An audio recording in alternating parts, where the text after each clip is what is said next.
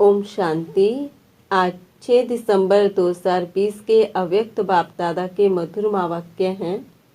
मुरली का सार, याद, पवित्रता और सच्चे सेवाधारी की 3 रेखाएं। अभी एक नज़र आज की मुरली की मुख्य पॉइंट्स पर। बाबा ने कहा, आज विशेष सर्व सेवाधारी बच्चों के मस्तक पर चमकती हुई विशेष 3 लकीरें देख रहे हैं।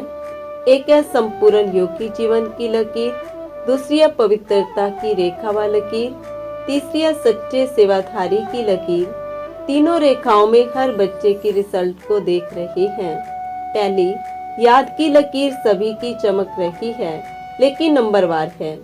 किसी की लकीर व रेखा आदि से अब तक अव्यभिचारी अर्थात सदा एक की लगन में मगन रहने वाली है। एक है सीधी लकीर वाले, दूसरे हैं बीच बीच में थोड़ी टेढ़ी लकीर वाले। यह है याद की लकीर की विशेषताएं। दूसरी है संपूर्ण पवित्रता की लकीर व रेखा, इसमें भी नंबरवार है। एक है ब्राह्मण जीवन लेते ही ब्राह्मण जीवन का विशेष बाप का वरदान प्राप्त कर सदा और सहज इस वरदान को जीवन में अनुभव करने वाले, उन्हों की लकीर आदि से अब तक सीधी है। आगे बाबा ने कहा, वास्तव में याद व सेवा की सफलता का आधार है पवित्रता। सिर्फ ब्रह्मचारी बनना यह पवित्रता नहीं, लेकिन ब्रह्मचारी के साथ साथ ब्रह्मचारी बनना। ब्रह्मचारी अर्थात ब्रह्मा के आचरण पर चलने वाले। फिर बाबा ने कहा, पवित्रता का अर्थ है सदा बाप को कंपेनियन अर्थात साथी बनाना और बाप की कंपनी में सदा रहना। आगे बाबा ने कहा, लेकिन बाप के कारण ही यह संगठन के स्नेह की कंपनी है, यह नहीं भूलना है। परिवार का प्यार है, लेकिन परिवार किसका? बाप का। बाप नहीं होता तो परिवार कहाँ से आता? आगे बाबा ने कहा, बीच बीच में बाप को छोड़ा तो खाली जगह हो गई, वहाँ माया आ जाएगी। इसलिए स्नेह में रहते, स्नेह देते लेते समूह को नहीं भूले, इसको कहते हैं पवित्रता। आगे बाबा ने कहा, तीसरी लकीर है सच्चे सेवाधारी की। यह सेवाधारी की लकीर भी सभी के मस्तक पर है। सेवा के बिना भी रह नहीं सकते। सेवा ब्राह्मण जीवन को सदा निर्विघ्न बनाने का साधन भी है। निर्विघ्न सेवाधारी को सच्चे सेवाधारी कहा जाता है।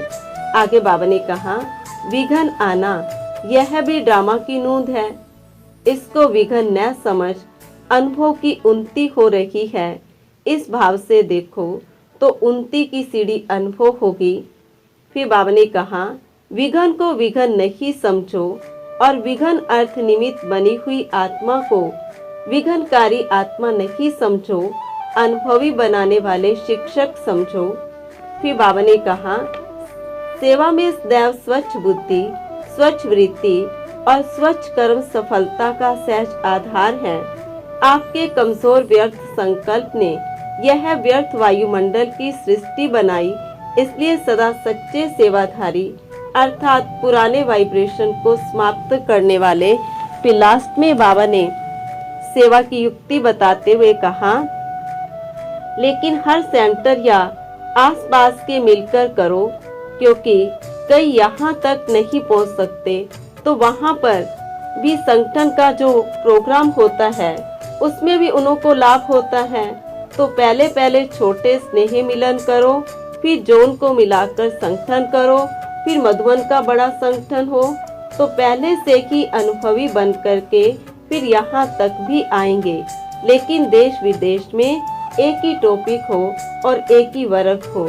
अच्छा, सर्व पवित्रता के वरदान के अधिकारी आत्माओं को सदा एक रस निरंतर योगी जीवन के अनुभवी आत्माओं को सदा हर संकल्प हर समय सच्चे सेवाधारी बनने वाली श्रेष्ठ आत्माओं को विश्व स्नेही विश्व सेवाधारी बाप दादा का याद प्यार और नमस्ते।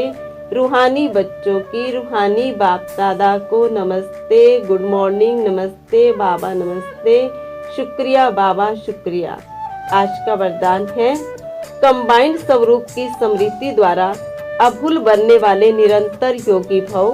विस्तार, जो बच्चे स्वयं को बाप के साथ कंबाइन अनुभव करते हैं, उन्हें निरंतर योगी भव का वरदान स्वतः मिल जाता है, क्योंकि वो जहाँ भी रहते हैं मिलन मेला होता रहता है।